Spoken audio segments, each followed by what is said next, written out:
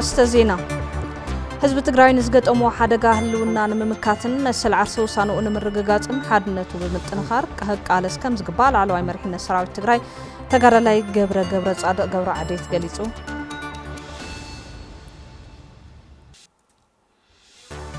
ክብርታትን አስተምህሮታትን መለስ ዜናዊ ኣብ ምርግጋጽ ሓድነትን ሉዓላውነትን ዝነበሮ መርኣያ ስራሕ ሕዚ ገጢምና ንዘሎ ሓደጋ ህልውና ንምብዳህ ስንቂ ኮይኑ ከገልግል ከም ዝግባእ ፕሬዝደንት አካዳሚ አመራርሓ መለስ ፕሮፌሰር ክንፈ ብርሃ ሓቢሮም።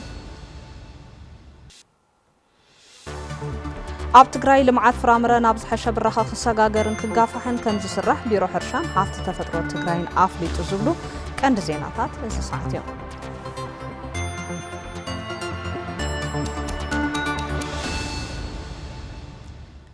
سلام تعنا هبلي كم يتصنحكم خبركم تملكتنا كاب تلفزيون تقرأ بقطع فنو زمحلالف زينا ساعات حدا حسنكم قربنا لنا زينا زغرب لكم أنا دوام قبل كده بمدام ملكت قوانقوا عالم صحي حقوس بسم الله سماه استوديو تلفزيون تقرأ مساكم كن صنحنا ناخذ كتابتنا ما أدمنا أيو جنوسايداوي አገዛዝ አብይ አሕመድ ካብሱር መሰረቱ እንተ ዘይተወግዱ ህዝብ ትግራይ ንምጽናት ዘለዎ ሕልሚ ከም ዘይገድፎ ላዕለዋይ መሪሕነት ሰራዊት ትግራይ ተጋዳላይ ገብረ ጻድቃን ገብረ ዓዴት ገሊጹ። ህዝብ ትግራይ ንዘጋጠሞ ሓደጋ ህልውና ንምምካትን መሰል ዓርሰ ውሳነኡ ንምርግጋጽን ሓድነቱ ብምጥንኻር ክቃለስ ድማ ገብረ ጻድቕ ገብረ ዓዴት ጸዊዕሎ። ተጋዳላይ ገብረ ጻድቕ ነዚ ዝበለ ኣብ እዋናዊ ጉዳይ ኣመልኪቱ ምስ ቴሌቪዥን ትግራይ ዛዕባ ሎሚ ኣብ ዝገበሮ ዘተ እዩ። ሃይለ ስላሴ ገብረ ሚካኤል ድማ ከምስዕብ ከቕርበልና እዩ።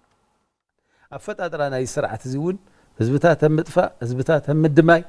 ብሓሶትን ህዝብታት ነንባዕሎም ብምብልዓን ዝተፈጠረ ሓይል ስለ ዝኾነ እዚ ሓይል እዚ ብሰላሕታዊ ጽንተት ህዝቢ ትግራይ ንምጥፋእ መደው ሕዚ ድማ ኩሉ ዝበሃል ሓይሉ ኣኻኺቡ ህዝቢ ትግራይ ዝተረፈኒ ናይ ጽንተት ዋኒን ክውድእ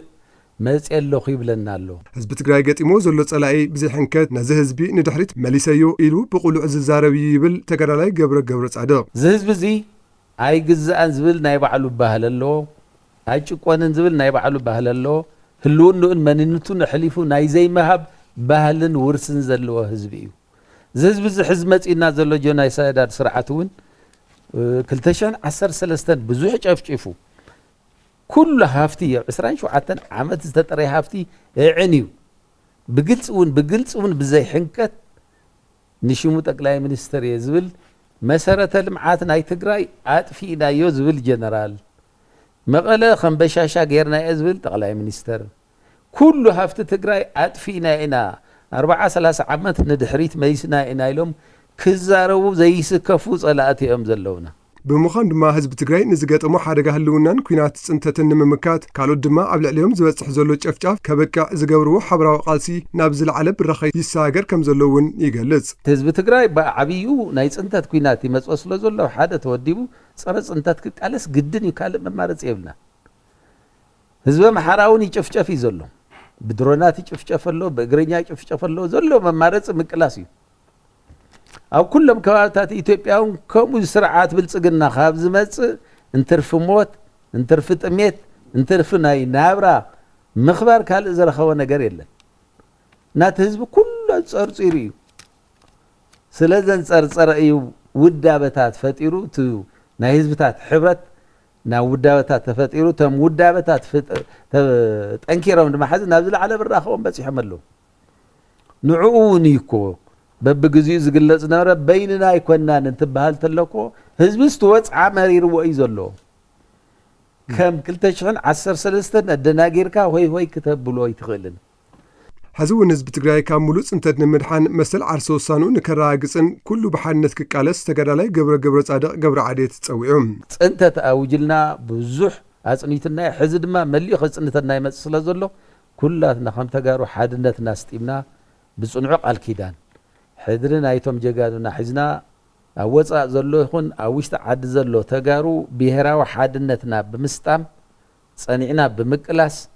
ከም ሓደ ሰብ ኮይና ሓደ ክንደይ ሸሓት ኮይኑ እንተተቃሊስና ወጊድ ነቲ ዳግማይ ብሄራዊ ብርሰት ተይልና ከም ንዕወት ምንም ጥርጥር የለን። ምክንያቱም ደጋጊምና ንብሎ ፍትሓዊ ዓላማ ኣለና። ነዚ ፍትሓዊ ዓላማ ክቡር መስዋዕትነት ከፊሉ ትግራይን ህዝቢ ትግራይን ካብ ጽንተት ንምድሓን ተሰለፈ ሰራዊት ኣሎ። نزي سراويتو زي دما بكل قصو عجو خازبل صنعات زخون حزب لنا اوش انا بدغن زو حزنا دما كم نعوتين نطراطرن قدم كبل زقرب زينا بمسارحتنا حيل ميكائيل قسس زقرب إنيرو نابزقصل زينا خنسجر أبز حز وان أبغون جونسايدر أبي حمد تسلف تجارو كابس اللي مهدر زسفر زحفر تاريخي صرحو كم زلو كردو يقبايلو أبال أمرار حاسراوي تجراي تجار لاي جبر صادق جبر عديت تدناجيرو عدك حزو مسألة تسلف زلو تجراوي كابس تجبر كوت أبدما أتحساسيو حزوان حيل ميكائيل قسس توسخ حبري تقبلناي حزي أب قني جونسايدر أجازا أو يحمد استسلفوا تجارو زحفر تاريخي صرحو كم زلو أول مرار حسراوي تجراي تجار لاي جبر صادق جبر عديت قليتهم ضمن هنا تجارو مرار حز نورو درجة ما خلاي كوميتي عدك قاسبة حمز نورو جنرالات زبط حق بتعم حفرتي انتهي يقولنا سوات دخيل ولدي حزب تجراي مزز انت حيل تسلفك حزب تجراي يصنت تبهل تلخا كابزين لعلي بدوكا مومات يلا بت ناي بوليتيكا صوعا بوليتيكا موتي زم سبات زيهم يولعي خونو يساتي خوينو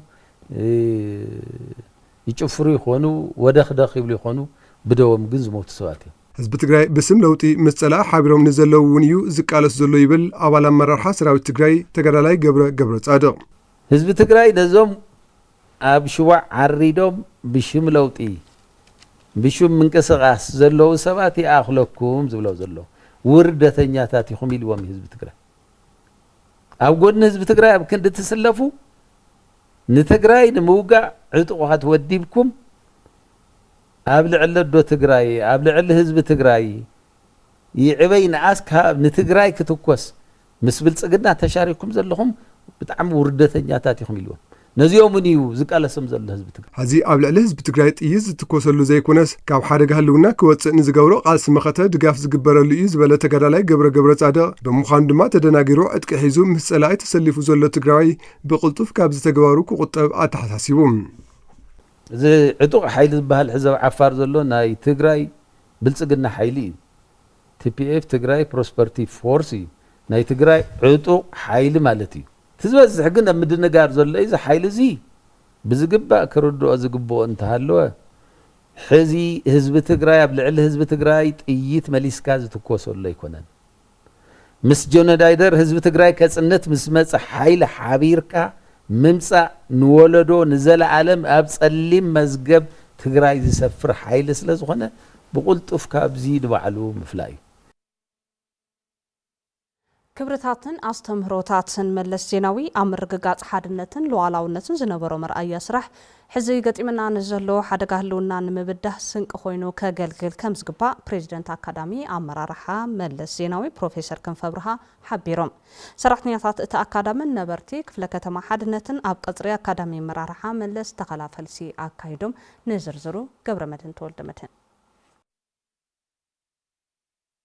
زخر مبل 14 عامت سمي مرحي نبر قدامي منستر ملس زيناو مغنيات بمقبار نبرتي كتما مقاله كفله كتما حدنتن سرحتنياتات اكادامي امرارح ملس زيناون كبرتاتن استمروتاتن ملس نموحس هلاو للاونتن مسل عرسو سنن بزبل مري حساب او قصرت ماخل تخلافل ساكايدوم بريزيدنت اكادامي امرارح ملس زيناوي بروفيسور كنف ابراهام أب زخر مبل 14 عامت سمي مرحي نبر قدامي منستر ملس زيناوي كبرتاتن استمروتاتن ملس بفلاي أب حدنت الألاونت هزبن هاجرن كم أون أب مرقاق مسل عرسو سنة زنبرو مرأي سرح نتحز قد يمنازل حدقه هلونا نمبده سنك خوين خقلقل كمسرحو اللقاليزم تقراينا بنور كتملس اللوا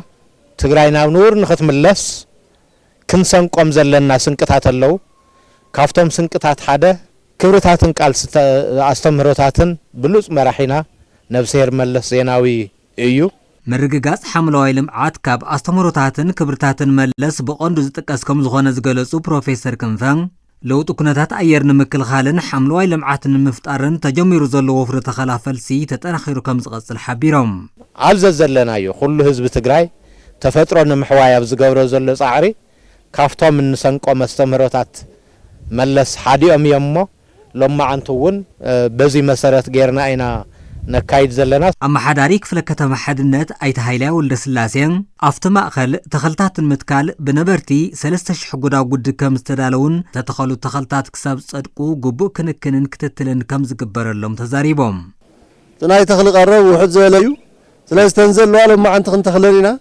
ተስተረፈ ጉድጓድ ድማ ቆጻሊ ተኽለ ዳሪና ከዓ ንሽፍነሉ ኩነታት ክፍጠር እሞ ኣብቲ ቆጻሊ ፍታ ሓጋይ እውን ክጸድቕ እንተኾይስ ተኽሊ እዚ ምኽስኳስ የድልዮ ማይ ምስታይ የድልዮ ነበርቲ ክፍለ ከተማ ሓድነትን ሰራሕተኛታት ኣካዳሚ ኣመራርሓ መለስ ዜናውን ብወገኖም ዝተኸልዎም ተኽልታት ክንክንን ሓለዋን ከም ዝገብርሎም ገሊጾም እዚ እቲ ሎማዓንቲ ከምዚ ኢልና መዋዕልና ግን ብጣዕሚ ደስ ልብል ኩሉ ግዜ ላመፃና እውን ተን ልተኸልናየን ንከናኸነኒና ከም ሰራሕተኛ ማለት እዩ ሓምለዋይ ልምዓት ኣመልኪቶም ብዝሃብዎ መምርሒ መሰረት ሓድና ካብ እዋንሱ ጀሚሩ ጽቡቕ ኩነታት እናተሰርሐን መጽኢ ሕዚ እውን ናቱ ኣካል ዝኾነ 14 ዓመት ባዕሎምን ምክንያት ብምግባር ዝወፍሩ ዚነካይ ዘለና ምዃንና ምስ ጓለይ በዓልቲ ገዛይ መጺና ክንከታተሎ ኢና ዘን ልተኸልናየን ብፍላይ ትኹረት ጌርና ክንዓብያን ከናኸነና ኢና ክብርታትን ኣስተምሮታትን መለስ ብምዕቃብ ኣብ ምርግጋጽ ወፍሪ ሓምለዋይ ልምዓትን ልዕላውነት ህዝቦምን ዓዶምን ጠንኪሮም ከም ዝሰርሑ እውን ሓቢሮም መለስ ብሉጽ መራሒ ልምዓት ልነበሮ لمثل عرسه وسان النورو صنع مراح نيرو جن بدحريو أي تقصلي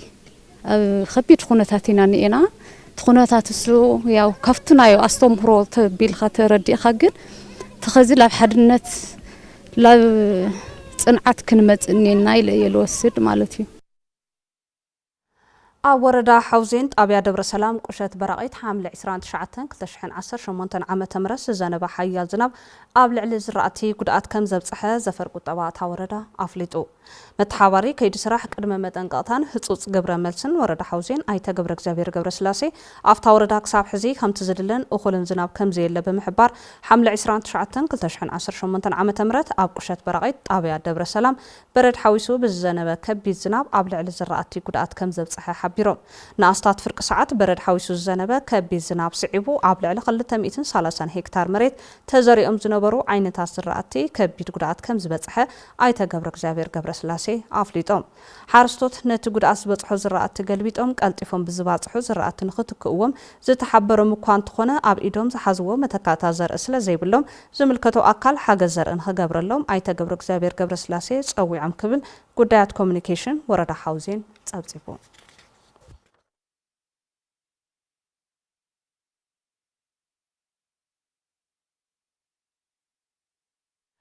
أب وردا قرعلتا زنبا حيال زنابن بردن أبل على زرعتي قدات أبصحو أب وردا قرعلتا حمل 29 كلتشحن 18 عام تمرت أب سلستة أبياتات برد حويسو زو وقع برتع زناب استفلالي قدات كم زبصحة حلفي بيت صحفة زفر قطاباتا وردا أيتا هايلايت تسفاي كليزم اتحيال زنابن بردن أبل على زرعتي أزمران مسنون كبيت قدات كم زبصحة زتقاسو أيتا هايلاي منبر أبايتي شوعات تمرحت صدراخم زفرسة وسيخم حبيرم حبريتان ركب بن وردا قرعلتا كم تصبو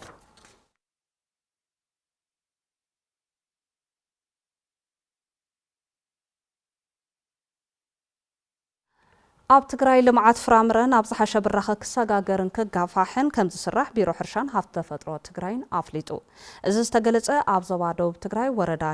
وردا رايا جرجر زركب سافانا فارمينج حلفنتوس توسنا ولك محبر زلو من قصاص لمعات حرشة إنفستمنت نمعزاب عدة أبستسالة اللو أوانيو قبرك زابير قدامو كم سعوك أربدناي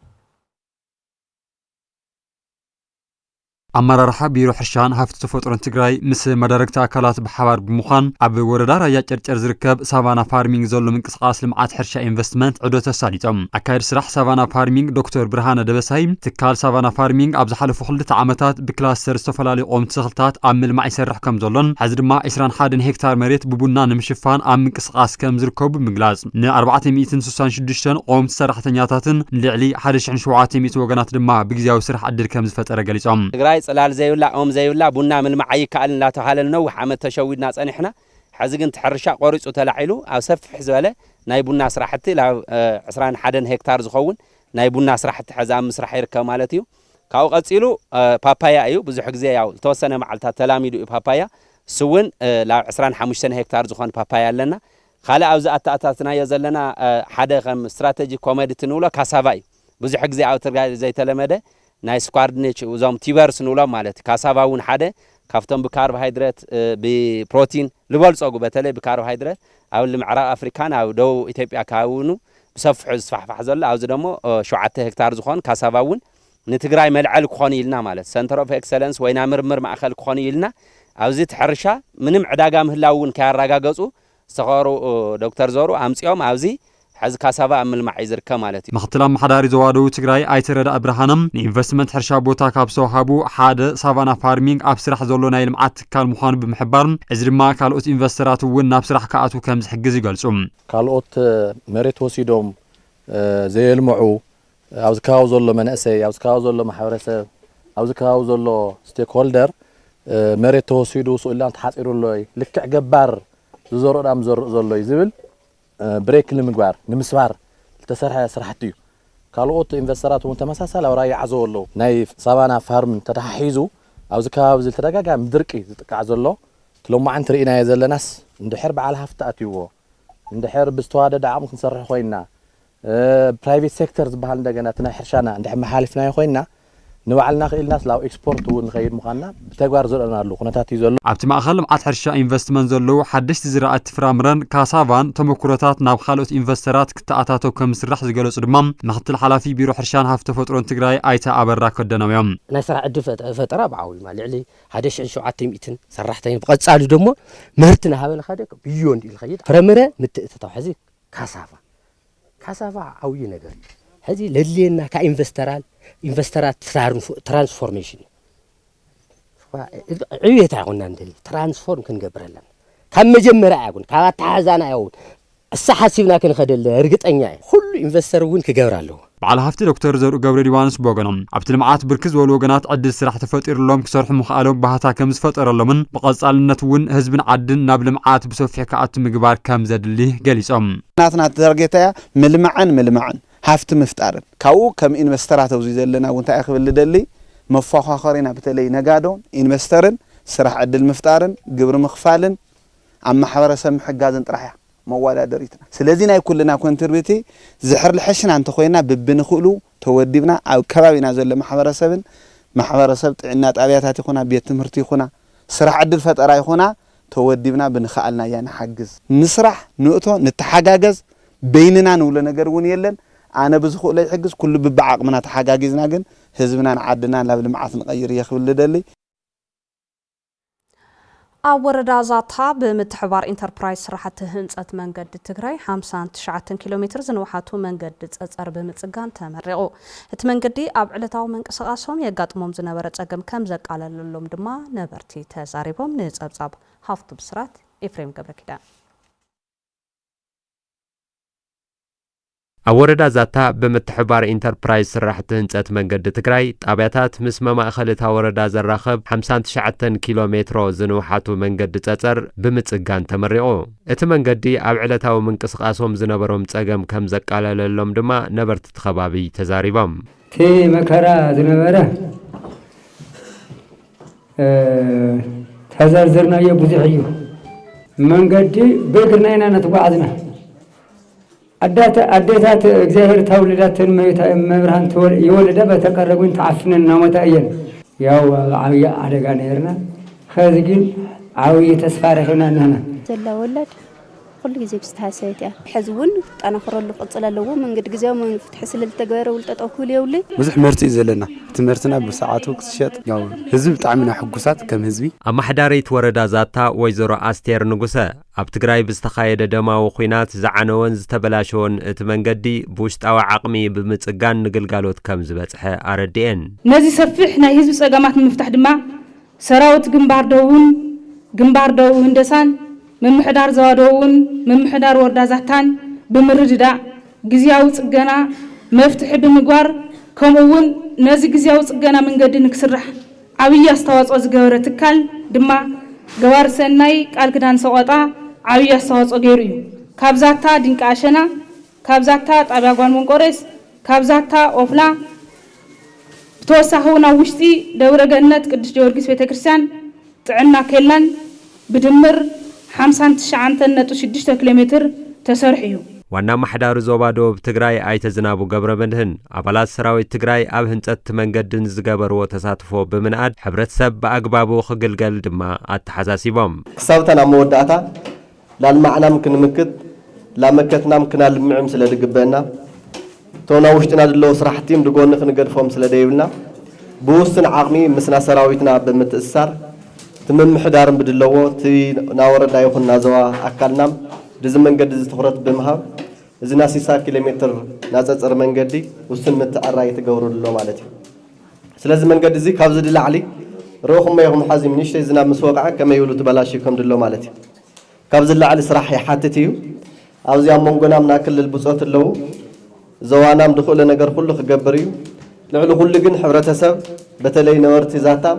ሕብረተሰብና ኣብዚ ኢዱ ክሓውስ ክኽእለዎ ምክትል ኣካይዲ ስራሕ ኢንተርፕራይዝ ስራሕቲ ህንፀት መንገዲ ትግራይ ኣይተ ተስፋይ ኪዳኑ ብወገኖም ካሎም ተበጻሕነት መንገዲ ንምዕባይ ዝጀመሮ ጻዕሪ ኣጠናኺሩ ከም ዝቕጽለሉ ሓቢሮም ኣብዚ ኣዝዩ ሰለስተ ዝኾኑ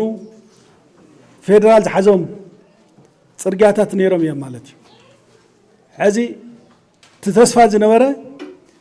ድሕሪ ውዕል ፕሪቶሪያ ዳግሚ ሕውየት ትግራይ ዝብል ስለ ዝነበረ ፌደራል ክሰርሖም እዩ ዝብል ተስፋ ነይሩ እዩ ማለት እዩ ይኹን እምበር ግን ፌደራል ያው ትግራይ ናይ ምጥፋእን ትግራይ መሊእኻ ናይ ምብራስን ምንቅስቃስ ስለ ዘለዎ ቶም ጽርግያታት ክጅመሩ ይከኣሉ ስለዚ ትግራይ ድማ ንፌደራል እናተጸበየ ስቕ ስለ ዘይብል ሕዚ እውን እናመከትና ብናይ ውሽጢ ዓቕምና ቶም ተጀሚሮም ዝነበሩ ናይ መንገዲ ስራሕትታት ክስርሑ እዮም ደደቢት ማይክሮ ፋይናንስ ኣብ ዓመት 2019 55,000 ኣባላታ ኣስታት 14 ቢልዮን ብር ልቓሕ ንምሃብ ትልሚ ከም ዝሓዘት ኣፍሊጣ እታ ትካል ነዚ ዝበለት ንጋዜጠኛታት ኣብ ዝሃበቶ መግለፂ እዩ ገነት ካሕሳይ ተወሳኺ ጸብጻብ ክትበና ደደቢት ማይክሮ ፋይናንስ ኣብ ዓመት 2018 ዓመተ ምህረት ልዕሊ 4.6 ቢልዮን ብር ንኣባላታ ልቓሕ ከም ዝሃበት ዋና ስራሕ ፈጻሚ ደደቢት ማይክሮ ፋይናንስ ኣይተ ሙልጌታ ብርሃነ ገሊጾም 8,000 ዝኣኽሉ ግልጋሎት ረኣሕ ሒቦም እዮም ዝልቓሕ ሂብናየኒና ካብ 2017 ዓመተ ምህረት ን24% ዕብየት ኣለዎ ብልቓሕ መጠኑ ብናይ በዝሒ ዓሚልም ተወሰነ ዕብየት ኣለዎ ግን ብዙሕ ይኮነን እዚ ብማእኸላይና ሓደ ተለቃሐ 256,000 ብር ተለቂሑ ስለዚ ኣብዚ 5 ዓመት ውሽጢ ዝሃብናዮ ልቓሕ እንዳወሰኸ እዩ ዝመጽእ ዘሎ ኣብዚ 5 ዓመት ውሽጢ እዚ ናብ 12.7 ቢልዮን እናለቂሕና ስለዚ ናይ ለብዘበን ዝነበረ 4.6 37% እዩ ዝወስድ እቲ ዝተዋሃበ ልቓሕ ክወሃብ ተሓሲቡ ካብ ልዕሊ 10 ቢልዮን ብር እቲ 47 ሚእታዊ ጥራሕ ከም ዝኾነ ዝገለጹ ኣይተ ሙልጌታ እዚ ድማ ዓማዊል ዝወሰድዎ ልቓሕ ኣብ እዋኑ ብዘይምምላሶም ዝፈጠረ ጸገም ምዃኑ ኣረዲኦም እዚ ኣብ ህዝቢ ካብ 12 ቢልዮን ኣብ ህዝቢ ልቓሕ ኣሎ ካልኣይ ዓብዪ መደብ ልቓሕ ንኽትህብ ተወሳኒ ዕቋር ምእካብ እዩ ዕቋር ብዙሕ ንምእካብ ኢና ዓቂድና ነርና ከምቲ ዝሓሰብና የተጓዓዘን ዝኾነ ኮይኑ 2.8 ቢልዮን ዝኣክል ሓድሽ ዕቋር ወሲኽና ኣብቲ ዝነበርና ወሲኽና ሕዚ 18.9 ቢልዮን ዕቋር በፂሑ ኣለዎ ትካልና ብርክት ዝበለ ውዝፍ እኒአና ኣብ ማሕበረሰብ እዚ ተዘይተኣኪቡ ንትካል ሓደገኛ እዩ ንኩሉ ንትካል ማሕበረሰብ ለ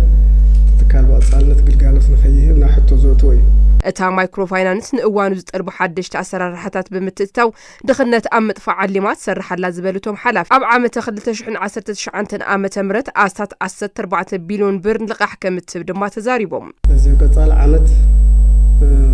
ዓበይቲ መደባትና ሓደ ተባሂሉ ሰብና ዝኒሄ ናይ ኤፊሽንሲ ምስቲ ግዜ ክኸይድ ዓቕሚ ምዕባይ ስለ ዘለዎ ስለ ዝግባእ ኮንቲኒው ስራሕ እዚ ኣብኡ ዓቕሚ ህንፀት ነካይድና ካልኣይ ሪሶርስ ሞቢላይዝ ምግባር ድማ ሃፍቲ ምትእኽኻ ወይ ዕቋር ምእካብ እዩ በዚ ሕብረተሰብ ክሕግዘና እዩ ብዙሕ ኩለይ ትኹረት ምስ እንትካልና ዘሎ ግምት ብምእታው ልዕሊ 8 ቢልዮን ዝኣክል ክንእክብ ኢና ኢና ኣቂድና እኒአና ስለዚ ንዓመታ ካብ 27 እስካብ 30 ቢልዮን ዝኣክል ዕቋር ክህልወና እዩ ትካልና ዝተሓዝነ ህዝቢ ዝብል ፕላን እኒአና ስለዚ እዚ ተዓቒብና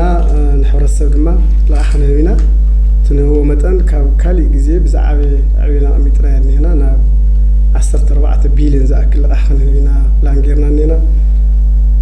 ازي بوحد نحمسان حمشتن شح تلقحتي قلقالات كوعلي صيت نقورو ددبيت مايكرو فاينانس كاب اتمسرت 32 عامت زغصرت انتخون ابز حز اوان استات 220 ጨናፍር بمخفات لعلي 3000 ሰራተኛታት ሒዛ ኣብ ስራሕ ከም ትርከብ ድማ ንምፍላት ተኻይሉ አካላውን ኡምራውን ዕቤት ህፃናትን ምሕላው አዴታት በአግባቡ ጸባጡ ከመግባ ከም ዝግባ ቢሮ ጥዕና ትግራይ አፍሊጡ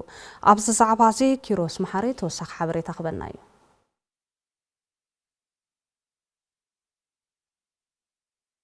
በብዓመቱ ካብ ሓምለ 25 ክሳብ ነሓስ 1 ዝኽበር ዘሎን ሎሚ በበርካ ዓለም ንመበል 35 ግዜ በበርካ ሃገር ድማ ንመበል 18 ግዜ ዝኽበር ዘሎን ዓለም ለኸ ሰሙን ምጥዋው ጸዋጥ ወዶም ምኽንያት ብምግባር ዘተ ተሳሊጡ ኣብቲ ብምትሕባር ቢሮ ጥዕና ትግራይን ካልኦት መድረክቲ ኣካላትን ምጥዋው ጸዋጥ ወዶም ንዘላቂ ጅማሮ ህይወት ጽኢታዊ ተግባራት ነጠናኽር ብዝብል መሪ ሓሳብ ዝተኸበረ ሰሙን ምጥዋው ጸዋጥ ወዶም ኣዴታት ሰሙያ ጥዕናን ካልኦት ዝምልከቶም ኣካላትን ተረኺቦም መጽናዕታዊ ጽሑፍ ዘቕረቡ ኣብ ኢንስቲትዩት ምርምር ጥዕና ትግራይ ላዕለዋይ ተመራማሪ ጥዕና ሕብረተሰብን ስርዓተ መጋግባን ዶክተር መኮነን ሃይለስላሴን ጸባጥ ወዶ ንትሕቲ 6 ወርሒ ህፃናት ዘድልዮም ንጥረ ምግብታት ዝሓዘን ሙሉእ ምግቢ ስለ ዝኾኖም ኣዴታት ደቀን 6 ወርሒ ክሳብ ዝመልኦም ጸባጡ ጥራሕ ክምግባ ይግባእ ኢሎም ጸባጥ ወዶ ሕማም ናይ ምክልኻል ዓቕሚ ዝዕቢ بقليل زي بكلن أكلاون أمراون عبيت صانات زكالاتفن كم زخونون أرديهم مطوبيت الدون كابكالوت بزتفلين توساخ مقبي كم زدليان مطوبيت الدون زمتشون أمداد باسرحن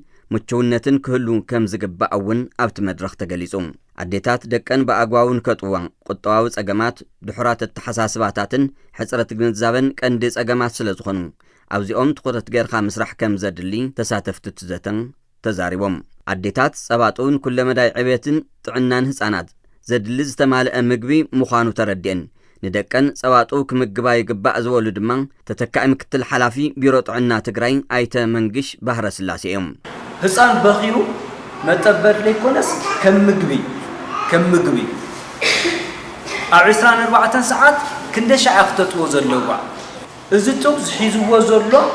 ስነ መዓዛ ኩሉ ዝህፃን ክረኾም እንታን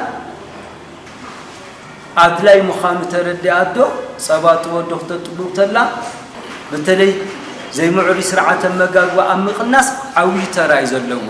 ኣብቲ መድረኽ ዝተረኸቡ ከንቲባ ከተማ ውቅሮም ኣይተ ገብረ ሚካኤል ገብረ መድህን በወገኖም ከም ከተማ ዘለና ተመክሮታትን ሃፍተ ገነትን ብምጥቃም ንመጥወውታ ዴታት ጥጡሕ ባይታ ምፍጣር ክንሰርሕ ኢና ኢሎም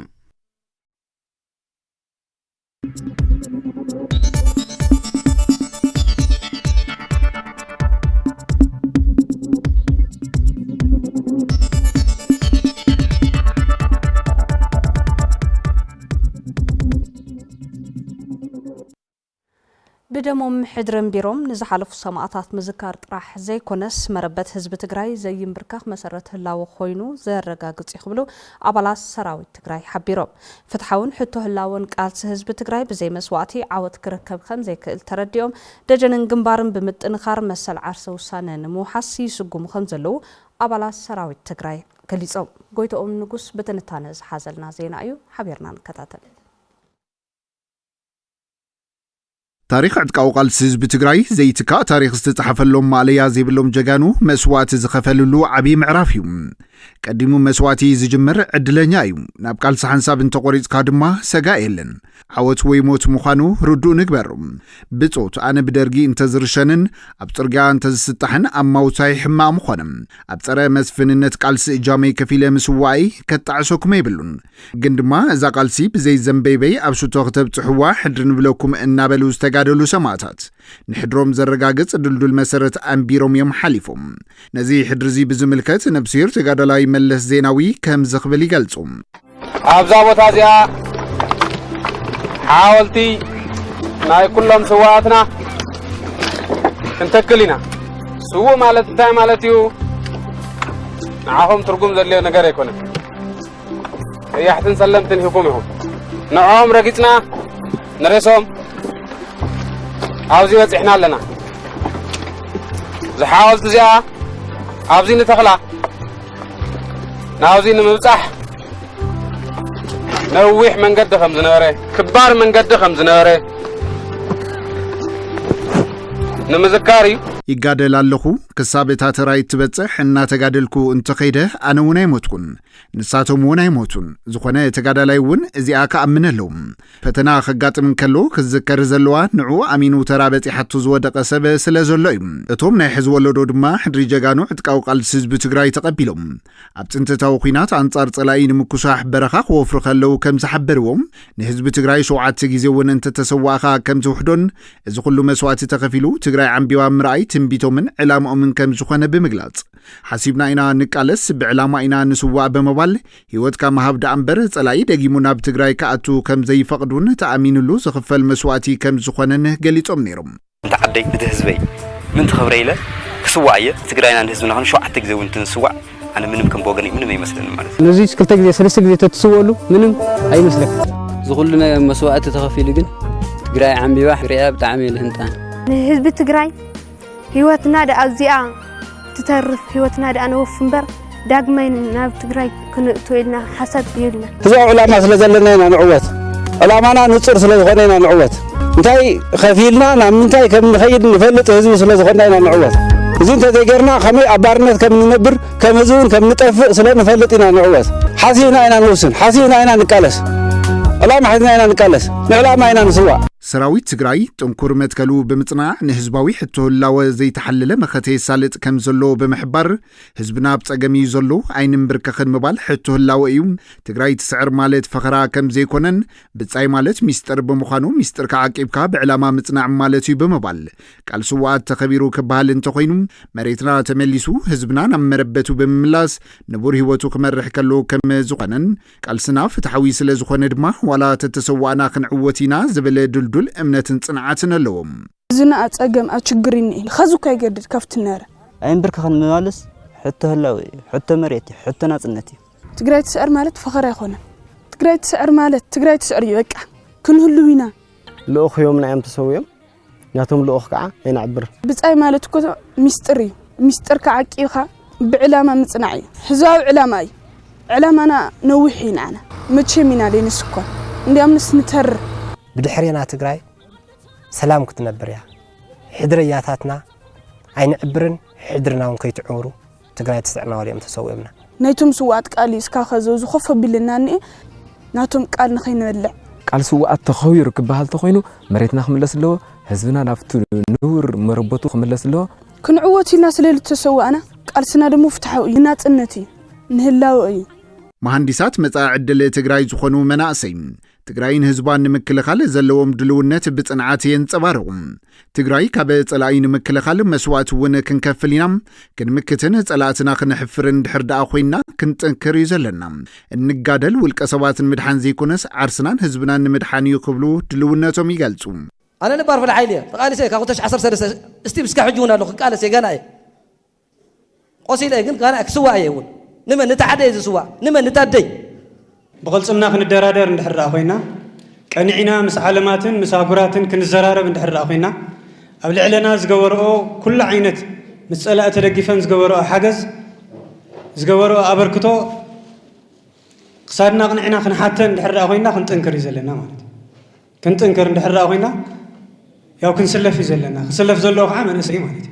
ንሕና ኢና ክንሰለፍ ዘለና ነሰና ንሕና ንቃለስና ሕዝቡ ማለት እዩ አውዝኔው ሕዋትና እዮም አብራሃ ዝኔው ሕዋትና እዮም እንምጣና ንወፅልና ህይወትና ንኽነድሕና ክንወፅ ንማንም ኣይኮነን ኣብ መንጎ ህዝብን ሰራዊትን ዘሎ ምትእስሳር ደጀንን ግንባርን ንዓወት ተቃልሲ ዘተኣማምን ወሳነ ሓይሊ እዩ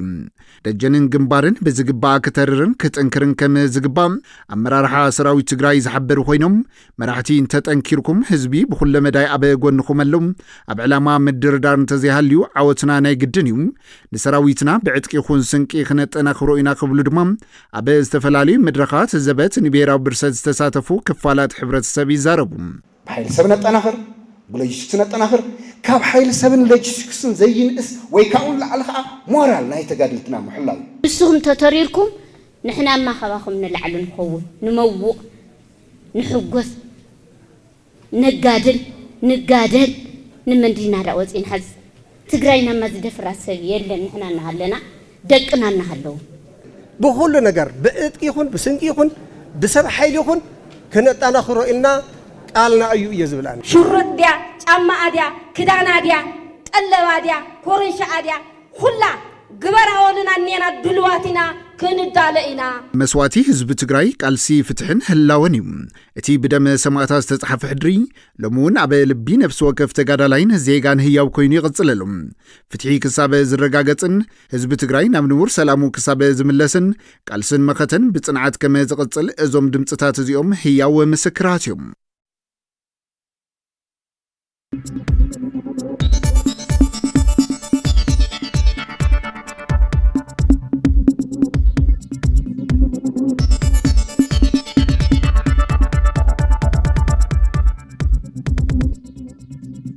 مرزنا يوم زيناتاتون أبزازي من عام الزلو مدوات تلفون تبراي سنة سنة سلام